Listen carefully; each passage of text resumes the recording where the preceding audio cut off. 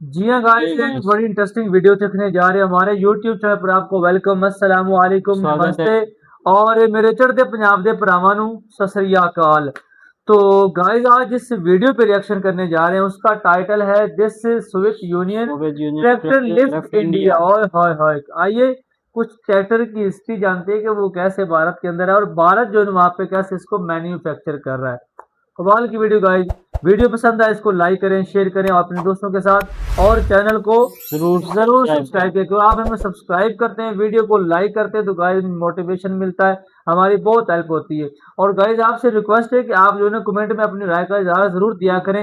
अगर आप किसी वीडियो के ऊपर रिएक्शन वीडियो बनवाना चाहते हैं तो उसका जो लिंक है वो आप कमेंट सेक्शन में दे सकते हैं। और इसके अलावा हमारा जो डिस्क्रिप्शन के अंदर हमारा कॉन्टैक्ट नंबर है वो भी आप उससे जो है ना जाके उस पर जो है ना अपना लिंक शेयर कर सकते हैं। तो आइए सबसे पहले ये वीडियो देखते हैं। 1968 में सोवियत यूनियन ने भारत को 1703 ट्रैक्टर्स भेजे थे। सिर्फ एक साल बाद यानी कि 1969 में ये संख्या बढ़कर 6140 हो गई। यानी एक साल में सोवियत ट्रैक्टर्स की सप्लाई 3.5 गुना बढ़ गई। और इन्हीं ट्रैक्टर्स के साथ भारत के खेतों में एक नाम जाना पहचाना होने लगा। ये नाम था बेलारूस। लेकिन उस वक्त भारत को सोवियत यूनियन से ट्रैक्टर्स मंगवाने की जरूरत क्यों पड़ी? और जिस बेलारूस ट्रैक्टर को भारत बाहर से मंगवा रहा था वही ट्रैक्टर्स बाद में भारत में बनाने की कोशिश क्यों की गई? आजादी के बाद भारत में ट्रैक्टर्स की संख्या बहुत कम थी। 1959 में देश में लगभग 8500 ट्रैक्टर्स ही इस्तेमाल हो रहे थे। 1960 तक ये संख्या करीबन 37,000 हो गई। लेकिन ट्रैक्टर्स बनाने की देसी कैपेसिटी अभी भी बहुत कम थी। इसी दौर में भारत खेती को तेज करने की तैयारी कर रहा था। नए बीज, सिंचाई और खाद के साथ खेतों में मशीन की जरूरत भी बढ़ रही थी। इसलिए भारत ने अमेरिका और यूरोप के साथ सोवियत यूनियन से भी ट्रैक्टर्स मंगवाने शुरू कर दिए। सोवियत यूनियन के ट्रैक्टर्स की सप्लाई कुछ ही सालों में काफी तेजी से बढ़ने लगी। मिन्स्क ट्रैक्टर वर्क्स, जो सोवियत यूनियन के मिन्स्क शहर में था, बेलारूस नाम से ट्रैक्टर्स बनाता था। उस वक्त बेलारूस कोई अलग देश नहीं था बल्कि सोवियत यूनियन का ही हिस्सा था। ये ट्रैक्टर्स भारत के खेतों में भी पहुंचने लगे। खासकर पंजाब और हरियाणा जैसे खेती वाले इलाकों में बेलारूस नाम काफी पहचाना जाने लगा। लेकिन भारत के लिए अगला कदम साफ था। सिर्फ ट्रैक्टर्स मंगवाने की बजाय उन्हें भारत में भी ट्रैक्टर्स बनाने थे। 1983 में फरीदाबाद की एसपी इंडस्ट्रियल कॉर्पोरेशन ने सोवियत यूनियन की ट्रैक्टोरो एक्सपोर्ट के साथ समझौता किया। इसके तहत 1000 Belarus UMZ 6AM tractor sets के पार्ट्स भारत लाए जाने थे। योजना के मुताबिक शुरुआत में ट्रैक्टर्स के ज्यादा पार्ट्स सोवियत यूनियन से आते और कुछ पार्ट्स भारत में बनते। धीरे धीरे भारत में बनने वाले पार्ट्स बढ़ने थे।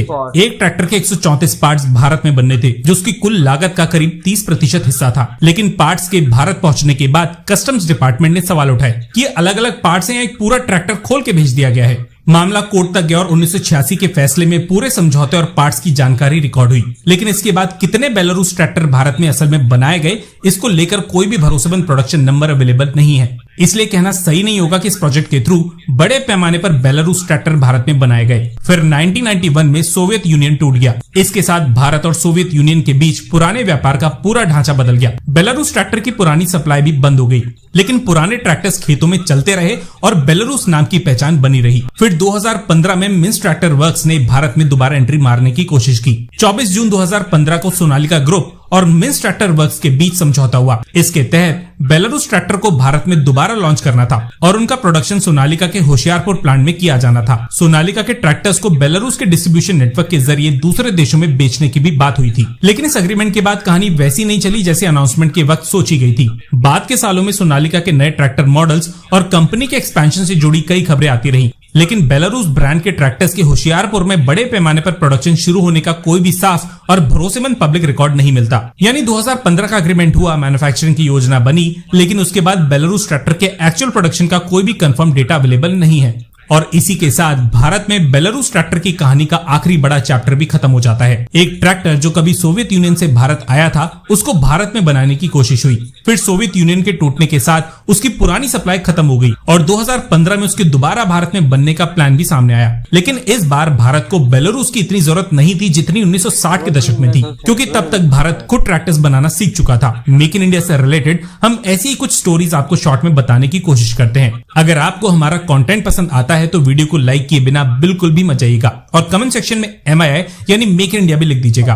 धन्यवाद, जय हिंद। बिल्कुल ऐसा ही है। अब देखिए ना कि हमने अभी जो हिस्ट्री जानी ट्रैक्टर की कि सोवियत यूनियन से जो है ना भारत उस पे पहले अपने ट्रैक्टर जो है लेके अपनी मांग जो है ना वो पूरी किया करता था। और ये एक बड़ी इंटरेस्टिंग बात भी है और बड़ी फख्र की बात भी है भारतीयों के लिए कि जब भी जो है ना कोई भी चीज़ है ना वो उसने किसी के दूसरे पर भरोसा नहीं किया। या किसी दूसरे पर निसार नहीं किया कि जब भी उसको किसी चीज की जरूरत पड़ी है तो उसने अपने ही मुल्क के अंदर उसको मैन्युफैक्चर या बनाना शुरू कर दिया।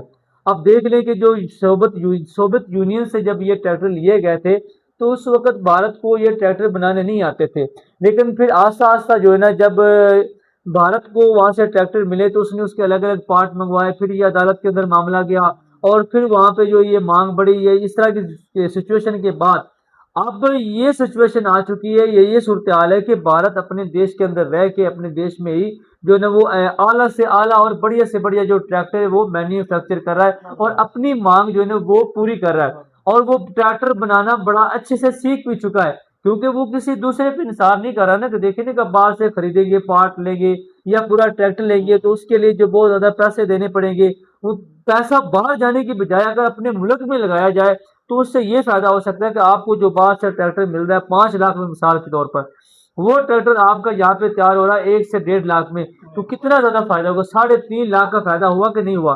तो ये चीज होती है कि आप जो है ना किसी दूसरे के ऊपर जो है ना वो इंसार न रखे या डिपेंडेंट ना हो, बल्कि अपने कदम पे खुद खड़ा होना सीखे। और ये मिसाल जो है ना वो कोई भारत से सीखे कि उसको जिस चीज की भी जरूरत पड़ी है, जिस चीज का भी उसको जो है ना वो अपने ही मुल्क के अंदर उसको उसने तैयार कर लिया है।